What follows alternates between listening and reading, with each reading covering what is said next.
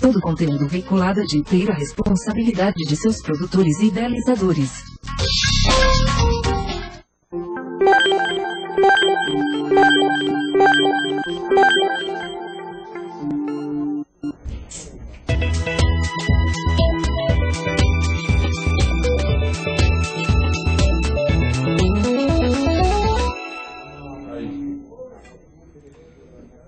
Olá, muito boa tarde, tudo bem com vocês?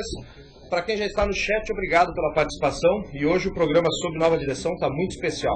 Nós temos aqui vários convidados e até para mim foi uma surpresa, um trio ali que eu não esperava, né? Eu achei que eu fosse só entrevistar o Gabriel, que está aqui ao meu lado, e tem mais gente aqui, e bem bacana.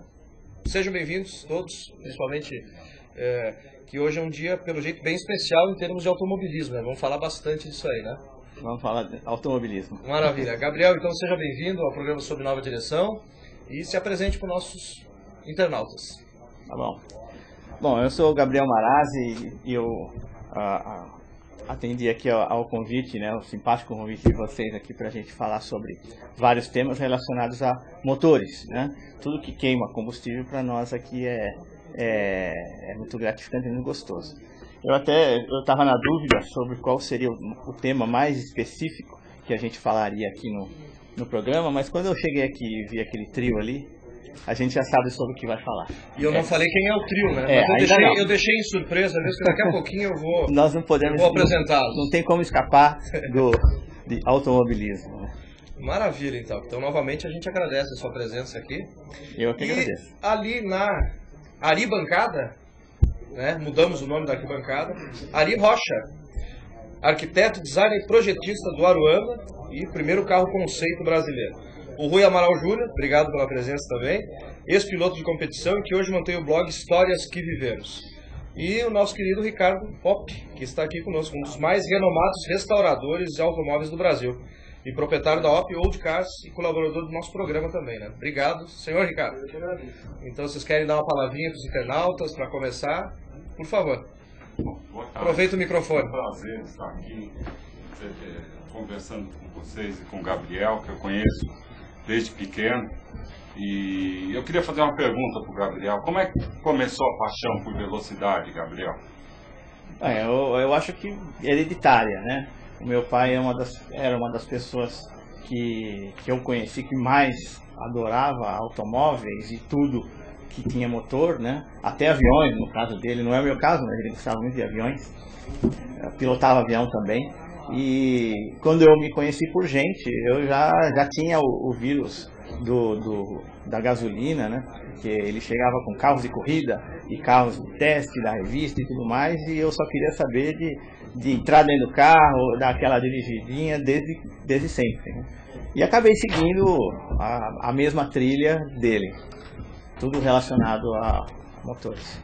E escrevendo como ele também, né?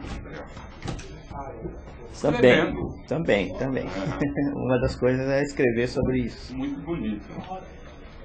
Mas já que você tocou no assunto do teu pai, eu só queria contar uma historinha. Eu sou contador de histórias e muito falador. Mas eu conheci o pai dele quando a gente conseguiu trazer o Pininfarina para fazer uma conferência na faculdade. E ele foi para fazer a cobertura e nós acabamos ficando amigos, porque eu gostava de corrida de automóveis, eu gostava de aviões, era já brevetado nessa época, então nós tínhamos muito assunto em comum. E acabou ficando tanto assunto em comum que ele acabou sendo meu padrinho de casamento, uma série de coisas assim. Foi muito curioso de como nossa amizade surgiu por causa de uma situação.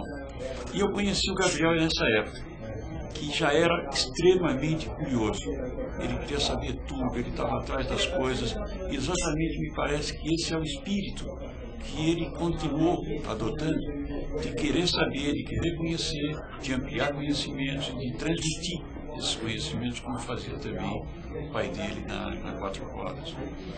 Então, eu acho que é uma grata satisfação ver uma pessoa que você conheceu criança com uma vontade, com um interesse, e que se concretizou isso como profissional. Então, a gente tem conversado muitas vezes sobre isso. Recentemente, aquela nossa esquisita conversa em Seul, né?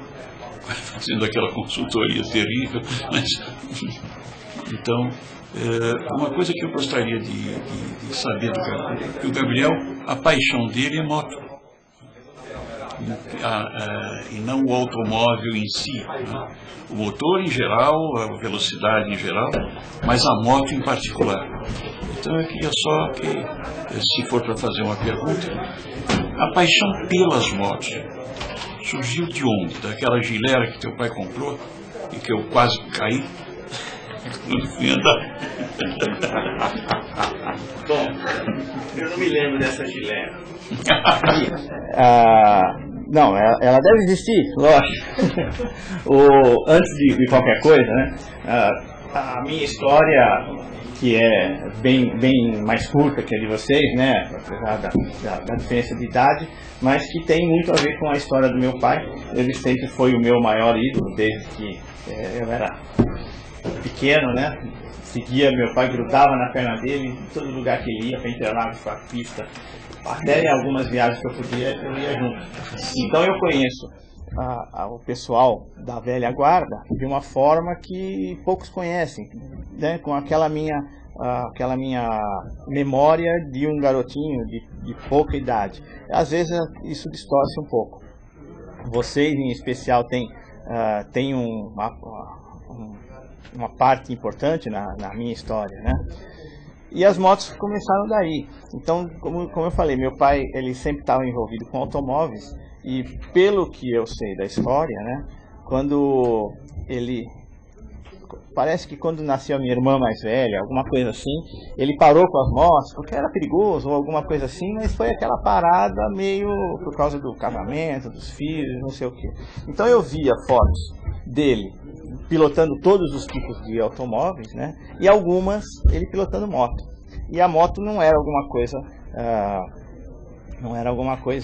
real para mim, porque não tinha moto em casa até eu ter uns 7 anos mais ou menos.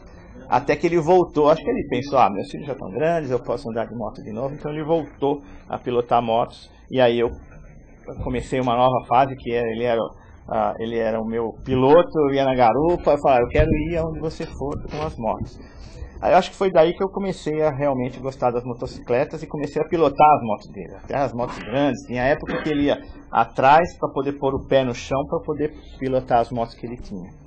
E acabei começando a minha carreira no jornalismo especializado com as motocicletas. Gabriel, era uma Suzuki 350. Olha, isso 1972. Isso aí é fácil, isso aí eu decorei. 1967, 68 mais ou menos, ele estava na 4 rodas e começou a fazer teste de motos também. Fazia de automóveis, mas algumas motocicletas. Então eram as Ducatis, eram as primeiras japonesas que começavam a fazer sucesso no mundo todo. Então algumas que eu nunca esqueci, que eram as Kawasaki tricilíndricas, tinha algumas Yamaha 2 tempos que andavam muito, Viúva Negra, 650. E a primeira moto que ele chegou em casa foi uma BMW, se não me engano, era uma 50, R50, 1951. E depois ele começou a comprar várias motos. Ele teve uma moto que hoje é uma raridade, é difícil você encontrar, que era a HRD Vincent, de 2 cilindros, né? Que também era chamada de Viúva Negra, porque realmente era uma moto perigosa, andava demais. Ele tinha uma moto dessa. E ele começou a comprar as motos pequenas também. Então tinha as Ducatinhas, as motos japonesas que ele começou a comprar nessa época. E até que surgiu uma que ele abandonou lá, que foi a minha primeira moto, que foi uma Zundap 100. A moto mais feia que eu já vi na face da terra na época, né? Mas era a moto que sobrou para mim e eu andava. Eu ia para a escola, fazia com aquelas motos lá e a partir daí comecei a andar de moto, correr de moto com ele. A gente fazia o que possível. Uma coisa que hoje não daria para fazer, né? Era outra época. Então o início é esse. Agora, a Gilera eu não lembro não. Tinha muita moto em casa. Os amigos dele compravam motos e as mulheres ou as mães não podiam saber. Então guardava lá. E então sobrava um monte de moto lá. Hoje acho que ainda é assim. Maravilha. Agora o nosso tinha mais motos na casa dele, muita loja de motos. Que eu me lembre, no fundo, tinha sempre umas 10, 12 motos, e depois quando mudaram para uma casa um pouco maior, aquela que tinha a garagem na parte de trás, aí cheguei a contar uma vez 19. Que beleza. Mas deve ser. Eu tenho, como eu falei, a minha memória de moleque às vezes me traz. Tem coisa que eu não lembro, mas é isso aí mesmo. Legal, eu queria inicialmente agradecer o convite, que para mim é um privilégio poder estar conversando com o Gabriel aqui com vocês agora. Tá? E aproveitando essa sua fala inicial, eu fui eu era filho de uma pessoa famosa no esporte, tá? E não segui a carreira dele, porque eu era muito ruim na profissão dele. E como é que é para você? Como foi o início? Hoje você é um jornalista já há muito tempo consagrado. Como foi no início a responsabilidade de você seguir parte do trabalho que seu pai fazia? Bom, nós devemos estar falando sobre o jornalismo especializado. Ele foi, através da Quatro Rodas, ele foi o precursor de tudo que hoje existe em relação ao jornalismo automotivo, né, e de motocicletas também, até porque não tinha outros. Ele começou o negócio e aí vieram os discípulos, vieram as pessoas que faziam a mesma coisa. Eu comecei a trabalhar nessa época, em 1976, inclusive ajudando ele. Então tudo que eu sei, que eu aprendi, foi através dele, seguindo, sabendo como ele fazia, tudo. Não necessariamente isso quer dizer que eu tenho o mesmo estilo dele, né? A gente divergia em muitas coisas, né? A gente discutia porque ele gostava de um jeito, eu de outro, principalmente depois que eu aprendi um pouco mais, né? Comecei a seguir meu próprio caminho, mas sempre na mesma direção. Aproveitando aqui que o Gabriel falou um pouquinho dele, que nós já apresentamos todos os convidados de hoje, o Gabriel é engenheiro, arquiteto, piloto de testes, instrutor de pilotagem, escritor e principalmente jornalista especializado. É filho do grande jornalista Expedito Marazzi, como já foi falado aqui, que trabalhou nas maiores revistas automobilísticas e foi o pioneiro dos testes de avaliação de automóveis no Brasil. Então, realmente, bastante experiente, né? É ele, né? Por favor. Posso fazer uma pergunta para você, Gabriel? Em 1972 eu comecei a correr e a primeira bandeirada de vitória que eu tive foi do Expedito. Aí eu fui trabalhar com ele, com o Expedito, e eu tinha uma BMW R60, 600, e o Expedito pedia para mim emprestado Interlagos e descia o retão de pé no selim. Aí ele vinha na entrada do sargento de pé, com as duas mãos abertas, né? Porque a moto dele não tinha o parafuso que apertava, o acelerador que segurava, e a minha tinha. Ele parou e falou: você ficou chateado? E você, Gabriel, eu sei que você anda muito de moto, esse tipo de coisa você faz? Já fiz. Mas o meu pai não era um exemplo do hoje a gente chamaria de politicamente correto ou alguma coisa assim. Ele era, inclusive, coincidentemente, neste mês eu fiz uma coluna na minha revista sobre um pouquinho dessa história, contei um pouquinho dele também. E eu citei isso lá, o pessoal até comentou: mas como que você fala uma coisa dessa, né? Meu pai era um doidão, né? Ele fazia tudo que ele achava legal e sempre as coisas davam certo, de vez em quando, né? Acontecia uma coisinha ou outra contra a vontade, mas sempre as coisas davam certo. Então ele fazia esse tipo de coisa. Descer a rua de pé no banco da moto, correr, pegar a moto dos outros e andar em Interlagos, essas coisas ele fazia sempre, né? E todo mundo achava ele muito interessante, porque ele fazia e voltava e continuava como se não tivesse acontecido nada. Ele era, como eu coloquei na coluna, né? Ele era um jovem rebelde, era um rebelde dos anos 60 e ele tinha esse estilo. Não, ele era novo. Não parecia, mas ele era novo. Então dá pra gente ir colocando as fotos já? Então, por favor, Edu Switch, coloca. colocar as fotinhas enquanto a gente vai falando aqui.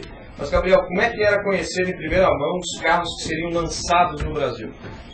Isso aí é uma coisa que eu até me orgulho disso, né? Hoje, o jornalismo automotivo hoje, automobilístico, de uma forma geral, é muito grande, porque tem muitas revistas, jornais e principalmente muitos sites. Então, existem muitos jornalistas chamados de especializados, porque só escrevem sobre automóveis, né? E o antigo mobilismo e o automobilismo do passado, toda essa história que existe sobre quatro rodas, tá muito em voga hoje. Tá todo mundo se interessando e sabendo. Quando é lançado um automóvel novo, o pessoal já vai atrás da história, como que surgiu, né? Tem recentemente, agora essa semana, foi lançado nos Estados Unidos o Dodge Dart, né? Então todo mundo fala, Dodge Dart, porque meu pai teve um Dojão, não sei o quê. É outro carro, o nome é o mesmo. Mas a história sempre vai ser buscada, né? Então, no meu caso, como eu disse, eu tenho até um certo orgulho disso, porque eu comecei a conhecer os carros novos, alguns eram segredos, tinha carros em casa trancado porque não podia andar na rua, porque ainda a revista Quatro Rodas, que era a única grande revista na época, pegava antes do carro sair, e eu dentro dos carros lá, dirigindo, fingindo, apertando a buzina e tudo mais, eu acabei conhecendo em loco esses carros que hoje fazem parte da história da indústria nacional. Estou falando de DKV, Gordini, Cinca, M-Sul e todas essas coisas que eu participava, então eu lembro de alguns detalhes assim meio exclusivos, né, que a história não conta, mas eu lembro. E isso é bastante interessante, né? Eu uso esse conhecimento que eu vivi para dar um subsídio em algumas coisas que eu escrevo hoje sobre o automobilismo atual. E você tem um blog, né? Fala um pouquinho para nós desse blog, né? Que ele resgata um pouco dessa história do automobilismo brasileiro, grandes eventos, antigo mobilismo também tem acontecido, e o interesse que o público tem ganhado força. Como é que está isso hoje? Bom, eu até fico meio com vergonha de falar do blog, né? Por favor, fale. Eu sou um jornalista do papel, né? Sou da revista, isso também meu pai sempre trabalhou em revista. Eu gosto, né, daquela periodicidade mensal das revistas. Então eu sou um pouco alheio a tudo que acontece na internet, até por uma certa comodidade, né? Realmente eu tenho um blog que fala sobre automobilismo, mas eu acho que o Rui põe mais coisa lá do que eu estou meio esquecido. Tenho também um site de notícias de automóveis que, né, é até chato falar, mas é a verdade. Se vocês forem procurar agora, ele está há uns 20 dias fora do ar. Eu tive um problema lá com hospedagem, essas coisas. Ele saiu do ar e eu não tive tempo ainda de botar no ar de novo. Não é o meu foco, não é a internet. Mas eles estão lá, principalmente o blog que fala de histórias antigas, tem a história da escola de pilotagem, a história do meu pai, que o Rui colabora. É interessante, até é bom tomar umas empurradas para poder dar uma atualizada melhor lá. Legal. A história nunca falta, né? Não, ótimo. Notícia sim, história não. História não, né? Nunca. Eu dou as boas-vindas aqui aos internautas que chegaram agora no programa. Ana Maria, Cote 157, obrigado pela presença. O Jalves, Carol, quem mais está aqui? Renan. E um aqui que eu não consegui. O Erlon. Então tá, Joia, obrigado. Eu vi que vocês já estão fazendo perguntas, daqui a pouquinho eu dou uma atenção aqui pro blog também. Eu vi que o Cote falou aqui que ficava nos tempos nas arquibancadas lá, então o pessoal realmente gosta do negócio, né? Muito bem. Olha só, gente, uma notícia aqui, a Abraciclo elege novo presidente. O Marcos Fermanyan fica no cargo até 2014. Em assembleia realizada na semana passada, a Associação Brasileira dos Fabricantes de Motocicletas, a Abraciclo, que é ciclomotores, motonetas, bicicletas e similares também, definiu a nova diretoria que estará à frente da entidade no biênio 2012-2014, com Marcos Xavier Fermanyan, da Honda, como seu presidente. Que ele começou a carreira na Honda em 1987. E os nossos três convidados ali da Ari Bancada, que mudou o nome agora, mais alguma pergunta para o nosso Gabriel? Que eles ficam ansiosos ali, eu fico Não, eu sentindo tô bem que... aqui, É preciso dar uma explicada. Como meu nome é Ari, eu vim para arquibancada, eu brinquei e disse, agora é Aribancada. Porque as pessoas ouvindo talvez não consigam fazer essa associação. Foi uma piada de mau gosto que acabou ficando. Mas eu só queria deixar claro que foi só uma piada de mau gosto. Continua sendo uma arquibancada. E para nós é uma honra ser uma Aribancada, porque nós estamos ao seu lado, né, Ricardo? Que é um ícone, que é um ser iluminado, né, que fez um... Tá bom. Mas voltando a falar da internet, o Gabriel escreve no meu blog, mas ele escreveu uma história.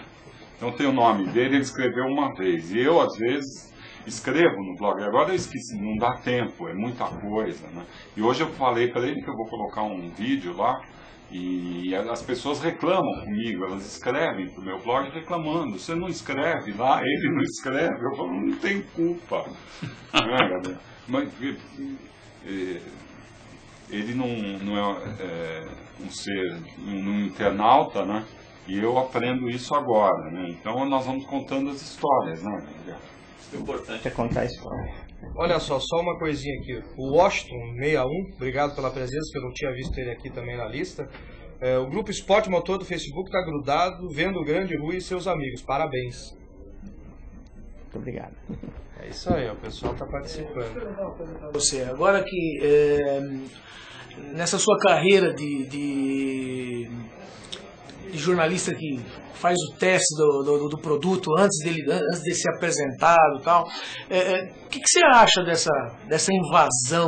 Qual a sua posição a respeito dessa invasão asiática no automóvel mundialmente, os coreanos e tudo mais? O que você acha disso?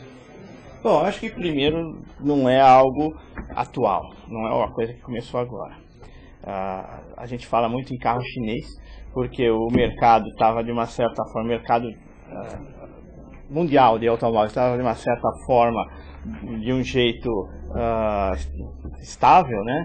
De repente a China vem crescendo e, como tudo, em todas as áreas, está fazendo automóveis e está colocando automóveis a preços muito baixos no mundo todo, né?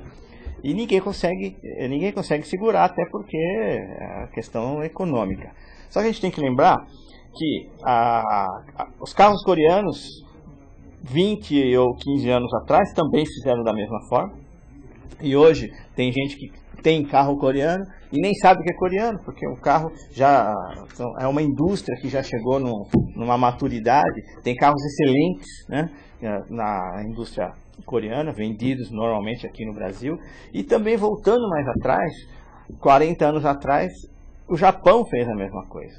40 anos atrás falava em carro japonês, falava, imagina, que é isso, carro japonês. As motos japonesas já tiveram muito preconceito, também começaram com a qualidade inferior e foram melhorando, foram crescendo. Hoje o carro japonês é um dos melhores do mundo, né? Passou mais tempo, os coreanos demoraram menos tempo para chegar na mesma qualidade, e os chineses, que ainda estão aprendendo, né? Já estão fazendo produtos bons, e alguns, né? E em pouquíssimo tempo eles vão estar alinhados, dominando, pode ser, até pelo volume, pela quantidade. Aí já é pelo preço que eles conseguem... O preço é relativo, né? A hora que o produto chinês tiver a mesma qualidade de tudo que for mundial, com equivalência de mão de obra, de impostos e de mercado de trabalho, a questão trabalhista, tudo, provavelmente não vão mais conseguir manter um preço tão bom quanto até hoje. Mas isso é uma questão de economia, então eu estou falando assim até como curioso, né? Mas é um fato, que eles vão chegar num nível que aí vai ficar tudo igual, com a vantagem de eles serem muitos, né? Com certeza. Eu vou voltar um pouquinho aqui para dar uma atenção à Ana Maria, que colocou uma coisa aqui a respeito de motos. Ela falou que tive uma mobilete há um tempão atrás e dirigia normal, sem carta. E depois ela comenta ainda. Deixa eu ver onde é que está aqui. O meu O meu chat aqui tá loucão. Aí fala assim, como ficam os patinetes motorizados, os skates motorizados? Só para voltar um pouquinho a questão das motos aqui, já que você gosta de moto, né? Nunca pensei num skate motorizado. Já tentei andar num de um amigo meu. Ele tinha um skate com motor. Parece coisa do Huguinho, Zezinho, Luizinho, mas um dia eu descobri que existe. Tentei andar, mas é coisa de louco. Tinha um acelerador com cabo. Motorzinho, puxa lá, né? Mas era mais tombo do que qualquer diversão. Patinete motorizado, né? Foi o que ela falou também. Patinete... Mas acho que a questão toda é também em relação a essa questão de ter carta. Vamos chegar na mobilete. No Rio de Janeiro, acho que deu uma confusão com um ciclista que estava tava bêbado, estava alcoolizado. O ciclista. Só que assim, tá de bicicleta, só que estava fazendo blitz na faixa. Na ciclofaixa. Certo. E aí ele foi filmar e a polícia pegou ele, prendeu a bicicleta, foi uma confusão. E ele não tinha carta, não tinha capacete, então ele foi multado em R$1.900, se eu não me engano. Mas ele tava, eu não entendi, ele tava de bicicleta? Bicicleta... A motor? Motorizada. Ah, tá. Elétrica. Eu também não vou entrar muito na parte legal da coisa, que eu sei assim, né, não sei a fundo. Mas eu acho que tudo que tem motor tem que ter autorização, tem que ter uma habilitação qualquer. Eu acho que é isso, né? Tanto é que se falou em mobilete, isso me lembra no comecinho dos anos 70, que todo mundo andava de mobilete à vontade, porque tinha pedal. Então, eu não sei, se alguém souber pode até falar como é que funciona a legislação. Eu acho que se tiver motor, tem que ter alguma forma, porque você está no trânsito, dirigindo alguma coisa que é mais do que ser pedestre, né? É verdade. Então deve existir alguma legislação. Se eu não me engano, é acima de 50 km por hora. O que andar acima de 50 km por hora tem que ter habilitação. Então a bicicleta cai disso, porque ela anda a 25. Ah, sim. Se bem que regra. No caso das bicicletas, eu não queria entrar no assunto, mas eu acho que quem dirige uma bicicleta tem tanta responsabilidade quanto quem dirige uma moto, um carro, porque ele está ali numa zona de perigo, apesar de ter todos os direitos. Hoje é muito falado nisso, muitos ciclistas que estão sofrendo acidente, porque estão dirigindo uma bicicleta, que é um transporte muito frágil, quase invisível, na Arena do Leão, que é onde tem o carro, o motorista dirigindo, pensando em outras coisas. Infelizmente, o ciclista que sofre acidente pode até ter razão, mas se eu fosse ele, não estaria ali me arriscando, né? É um negócio muito polêmico. É verdade, nós vamos falar agora de um assunto bem bacana, e aí vamos inclusive pedir pro pessoal lá colocar as fotos. Você chegou a competir em alguma categoria do automobilismo, né? Quais as categorias? Bom, eu posso dizer que fui piloto, sou ainda piloto de motocicleta, de kart, de automóvel, mas não um piloto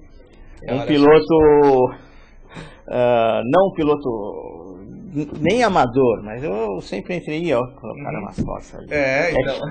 Eu fiz uma seleção de fotos de acordo com o tempo ali, sempre ali estão os carros de teste, aquele ali sou eu, aquele é um Interlagos de teste. Esse é você ali também? Sou eu ali na areinha, e o carro do fundo é um carro de teste, que era o Cornovag. Essa aí é a primeira aula de pilotagem. Esse é o piloto, me fugiu o nome desse piloto. Como é que chama? Piloto de Fórmula 1, que aquele da direita é meu pai com... Seu pai é amigo dele? O Steve Moss. Não. Inclusive tá lá o nome. Essa aí é uma história interessante. Aquela da moto anterior. O meu pai andava de moto desde moleque, desde criança, né? E aí ele correu de automóvel, parou, ficou de castigo porque ele tinha roubado o carro do pai, e não sei o que, voltou a correr oficialmente. E ele só fez a primeira corrida de motocicleta da vida dele em 1969 ou 70, foi essa Ducati. Nesse dia foi a primeira corrida dele, eu tinha 10 anos de idade e eu acompanhei, né? Ele chegou em segundo lugar atrás do Latour. Então, para mim, aquele dia foi um dia muito especial. Essa foto eu guardo com muito carinho, aquele capacete coco ali. Foi o dia que a arquibancada caiu, um monte de lembrança. E, incrivelmente, como a gente estava falando agora há pouco, a gente sempre encontra alguém que estava lá também. Outro dia, conversando sobre essa corrida, alguém me falou assim, eu estava lá também, eu vi essa corrida e tudo mais. Geralmente alguém mais velho do que eu, que estava por conta própria, né? Esse é o Jack Stewart. Eu falei de Leia Ducati. Ah, tá. Ducati tem história importante na família. Eu vi que as primeiras imagens foram sobre um curso que tinha de pilotagem em Marassi, criado por seu pai, que marcou época. Sim, sim. Quem foram essas grandes revelações? Bom, o curso... O meu pai trabalhava na Quatro Rodas. Naquela época que ele conheceu o Ari e o Rui tem, na minha vida de infância, também tem um lugar especial quando eu conheci os dois, né, em fases diferentes, né, em épocas diferentes. E teve um piloto italiano, que era o Piero Taruffi, que veio para o Brasil para ministrar um curso para os pilotos brasileiros. Isso aí alguém achou que os pilotos brasileiros, o Wilson Fittipaldi, o Greg Clemente, que seja lá quem fosse mais naquela época, todos aqueles, precisavam... Eu acho que não, eles também acham que não, a gente fala com eles hoje, né? O Bird, ele é até radical nesse ponto, mas os cartolas achavam que aqueles nossos pilotos precisavam de um refinamento. E trouxeram o Piero Taruffi para fazer um curso para eles. Na verdade, não era para ensinar ninguém, eles queriam uma plateia seleta para ter o primeiro curso, que era patrocinado pela editora Abril, com fascículos na Quatro Rodas, né? Aquelas páginas amarelas, bem interessante. Aí terminou aquilo tudo, o meu pai era jornalista, era piloto e tudo mais, ele gostou muito da ideia e criou o curso de pilotagem em 1966, aquela foto era a primeira aula, da primeira turma. Coincidentemente, o carro ali do curso. Tem um curso ali. É que as fotos estão passando muito rápido. Né? E aí ele criou o curso Marassi de Pilotagem em 1966 e foi o pioneiro. Em seguida vieram outros, né? Mas ele foi o pioneiro. E ele deu aula durante 22 anos, até 1988, com o curso Marassi de Pilotagem, que era assim um negócio da vida dele, a paixão dele. Interlagos era o quintal da nossa casa e tudo mais. Coisa boa. Até que então, no falecimento dele, eu fiquei por mais 10 anos dirigindo a escola, já com outra época, outras regras e tudo mais, até então se transformou no curso de pilotagem que hoje é do Roberto Manzini. Essa é a história, rapidamente, não, mas da tem escola. Que ser, né? Infelizmente não tem às 4 ou 5 horas, né, Ricardo? Tem lá umas fotos interessantes, né, que dá pra ver. Mas a gente vai colocar essas fotos no site do programa, legal. Vai colocar mais informações. Pode botar as legendas para mostrar. Isso, a gente coloca a legenda, coloca aqui o site do Gabriel, do Rui, do Ari, do Ricardo, de todo mundo. Todo mundo vai estar lá no site depois disso aqui, depois do nosso programa. Agora fala pra gente um pouquinho assim, esse currículo é bem recheado, né, o seu currículo. E você foi apresentador de documentário. Como é que foi essa experiência? Não, isso aí foi mais uma diversão do que um trabalho, né? Eu já tinha feito televisão nos anos 80, né? Eu apresentava um programa ao vivo todo domingo de manhã na TV sobre automóveis, essas coisas assim. Não me senti muito bem, fiquei um ano mais ou menos trabalhando aqui e resolvi parar porque eu nunca me dei bem com TV, coisas ao vivo e tudo mais. E passou. Agora faz uns 3 anos mais ou menos, e eu fui convidado para fazer um documentário sobre motociclismo nos anos 70, no Brasil. As motocicletas no Brasil, nos anos 60, 70, aquela história romântica que como eram as motocicletas, os motociclistas e as coisas todas em redor. Então eu fiz o filme Alma 70, que é um documentário de 3 horas. Quem não gosta do assunto acha chatíssimo, porque não é um filme, é um documentário em 5 partes sobre tudo que envolve. Mas ainda assim, há 3 horas ficou muita coisa de fora, viu? Com certeza, com certeza. O assunto é interessantíssimo. Aproveitando que você até falou um pouco de moto, o Gallego está perguntando aqui. Você acha que bicicleta motorizada deve ser tratada como moto também? Olha, eu não sei, eu sou meio suspeito a falar. Eu acho que cada um tem que procurar a sua própria segurança. Uma coisa que eu penso, tanto motociclista, ciclista, não adianta sair nesse perigo que é o trânsito das grandes cidades, achando que alguém vai te proteger. Deveria, mas não vai acontecer. Então, tudo que te expõe ao perigo tem que ser regulamentado. Então, as bicicletas motorizadas, eu posso dar um exemplo aqui, né? Se meu filho estiver assistindo, pode ser até uma justificativa para não fazer o que ele me pede. Ele tem 16 anos e me pede uma bicicleta com motor, porque ele quer ir na escola, ele quer ir no shopping com a bicicleta com motor, que hoje tem várias opções. E eu sou contra, né? Eu cresci desde os 10 anos andando de moto, até motos grandes, no trânsito. Primeiro que meu pai era mais doido do que eu, né? Ele era realmente, eu não faria o que ele fez, né? Mas eu acho um perigo muito grande. Então eu acho que teria que ter uma licença para andar de bicicleta também. Teria que ter alguma coisa, teria que ter um mecanismo para fazer com que as pessoas que se expõem ao perigo saibam que eles estão expostos ao perigo. Verdade, eu concordo então, com você. então eu acho que teria que ter uma carteira para falar um curso para andar de bicicleta, né? Para o cara, ele não vai machucar ninguém, é ele que vai ser machucado, mas ele tem que ter essa consciência. Por favor. Eu acho que todos os veículos exigem necessariamente um preparo do motor. Se o motor é a perna, ou se o motor é a explosão, ou se é elétrico, me parece que é só um detalhe. O camarada de bicicleta, ele vai estar no meio do trânsito.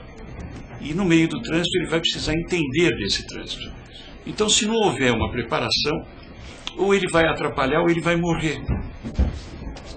E aí por diante, então, eu acho que todas as outras coisas são consequência.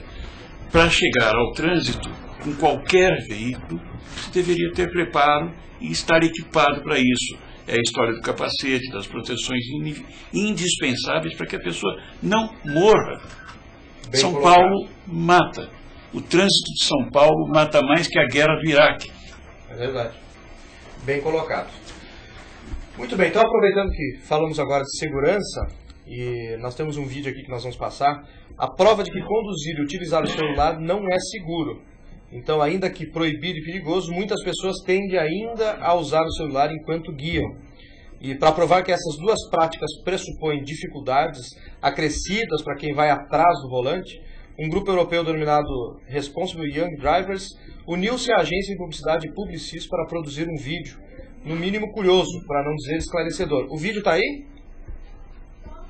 Tá, joia. Então eu vou terminando aqui.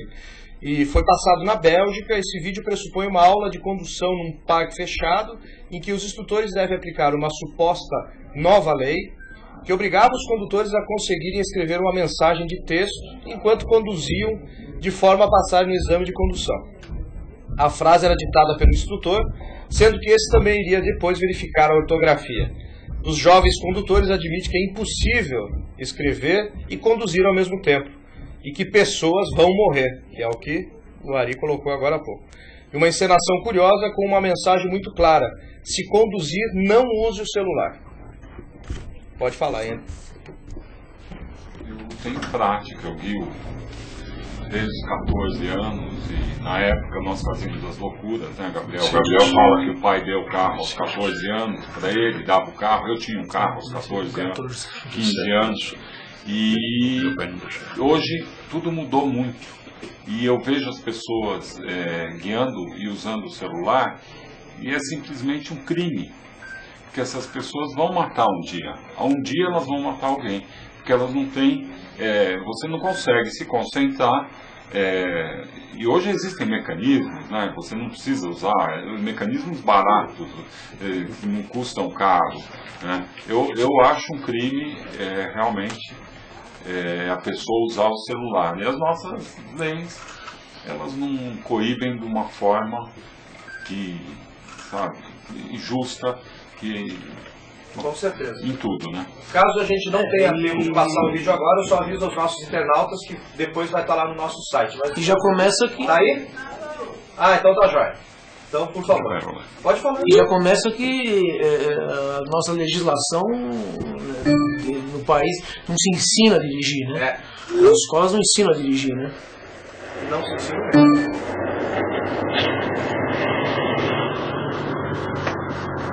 Bem interessante. a une ministérielle qui vient de tomber, je ne sais pas si tu es au courant, il y a toutes des mesures au niveau sécurité routière qui vont être prises. On va au contraire obliger les gens à savoir utiliser un GSM en conduisant. Dans le permis maintenant, on va devoir passer à un TGSM.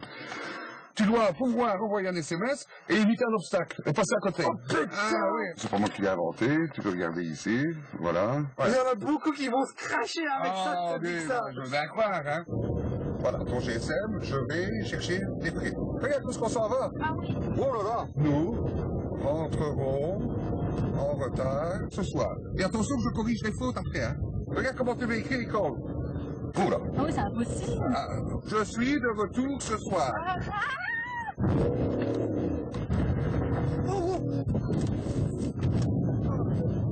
Oh, ouais, là, là, ça te valait, hein. Bon, t'imagines, ça, c'est un enfant. On va, vas-y. 400. Honnêtement, j'ai l'impression d'être un connard qui ne sait pas du tout conduire. Voilà, en fait. voilà, exactement. J'ai écrit n'importe quoi, hein. Tu n'auras pas ton permis à cause de ça. À cause de ça? Oui. Ben, c'est dangereux ce qu'ils vous faites. Si la loi passe, je roule plus. Non. Tu tournes, oui, mais... Regarde la route. Oh. Non, mais j'arrive pas. Hein. Il va y avoir des tués. Il va y avoir des tués, hein. Il va y avoir des morts sur les routes. Je sais pas conduire, attraper mon GSM. Moi, je sais pas faire les deux, quoi. Hein? C'est trop dangereux.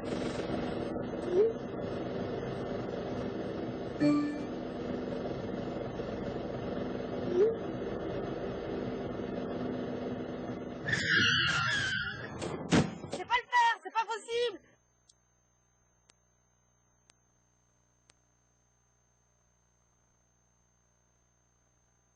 Que dirigem aqui está no fato de que as pessoas dirigem um automóvel como se estivesse escovando o dente. Ou seja, acorda com sono, escova o dente, lava a cara e sai, né? Toma um café. Um automóvel não é assim. Eu fico me imaginando algo que eu tenha, algo perigoso que eu não tenha nenhuma intimidade, uma arma carregada. Se alguém me der uma arma carregada para olhar, eu vou segurar com jeito, né?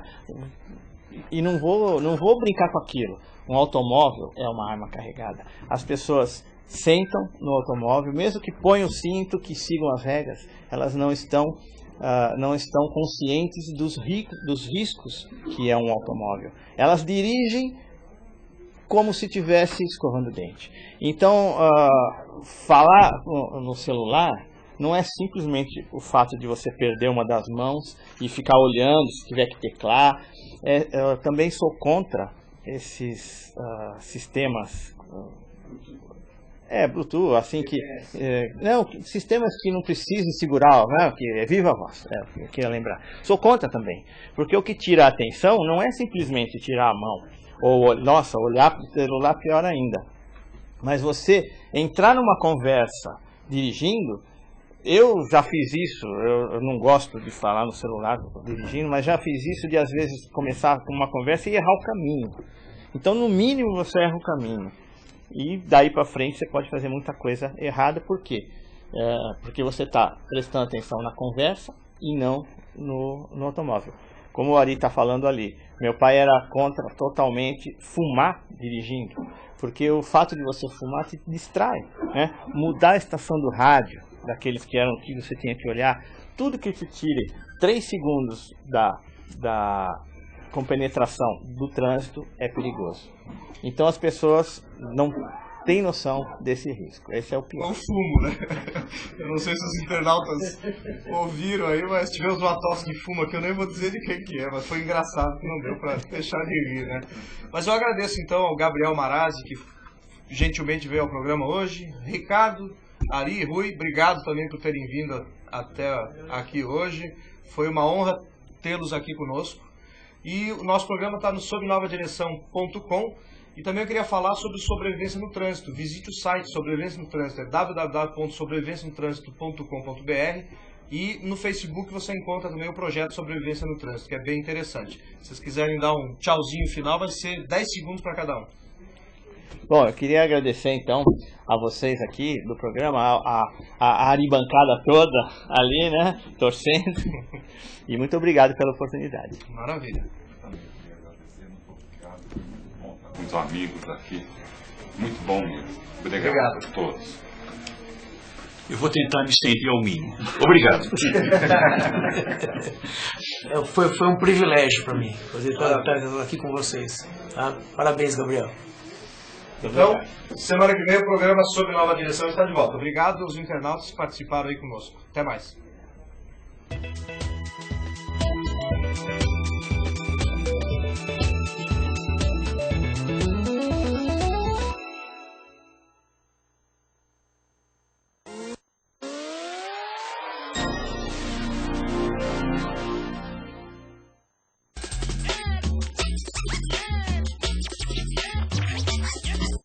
Bem-vindo ao mundo da ADesign, impressão digital em pequenos, médios e grandes formatos. Os melhores serviços em frontlight, backlight, adesivagem de veículos, banners e totens. O seu projeto nas mãos de profissionais experientes, garantindo total qualidade e os melhores equipamentos. Impressoras de 1,90 m e a novidade, Color Span 98SI, a super impressora de 2,50 m, tornando a sua marca maior ainda. ADesign Comunicação Visual, impressão digital em pequenos, médios e grandes formatos. Ligue 4452-8629.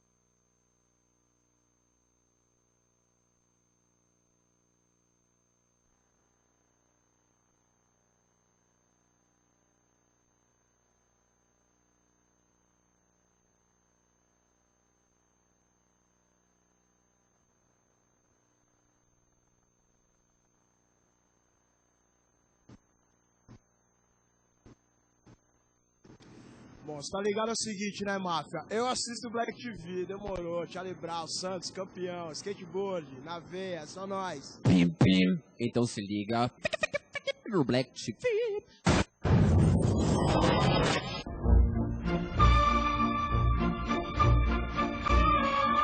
Alguma coisa está acontecendo na Moca. A música consegue nos transportar para lugares incríveis. Nós imaginamos pessoas na cidade inteira ouvindo ou sentindo algo que vinha desde lá da Moca. Luzes da Moca nasceu da história de cada pessoa que é apaixonada por esse bairro. Nós trouxemos essa abordagem que a cidade inteira estava sendo atraída para esse ponto na Moca. A pesquisa que a gente fez nos trouxe a realidade e o amor que as pessoas têm pela Moca. As mídias que a gente utilizou também foi um trabalho de levantar exatamente onde estava o nosso target. Criar um hot site para uma ação no mercado imobiliário exige muito cuidado, porque o hot site tem que ter as informações atualizadas, a navegação tem que ser simples, tem que ser fácil. A gente criou uma área onde os usuários vão poder contar suas histórias da Moca. Hoje a gente já tem mais de 60 histórias no hot site. Nós temos um aspecto interessante que é a chaminé. A chaminé do século XIX. Preservar a chaminé faz parte de todo esse projeto de preservar a história do bairro. Toda essa campanha está muito apoiada também na questão musical. A gente usou esse trecho da La Traviata. Porque quando você escuta algo que já é reconhecido, você consegue gravar com mais facilidade. Qual é o cuidado que eu tive como diretor? Primeiro, a seleção do elenco. Atrizes que já fizeram trabalhos com música e depois preparar esses atores. Contratei uma professora de italiano para que elas pudessem dublar a ópera e tivesse o sync perfeito. Bate, arrasa. A intenção é que parecesse um musical. Tinha um playback com a ópera, eu soltava o playback, eles iam cantando. Na parte de finalização, tem uma cena final no filme que pede uma aglomeração de pessoas. Nós gravamos em sequência de 4 pessoas.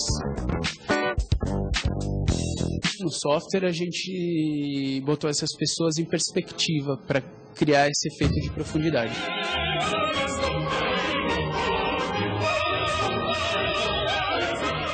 Essa campanha foi feita para o bairro da Moca. Eu acho que ela é cara da Moca.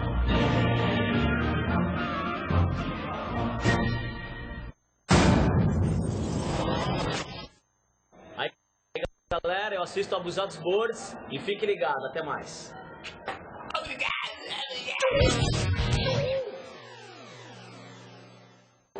Eu sou a Adriana Ferrari e eu estou sempre ligada no Madrugadão.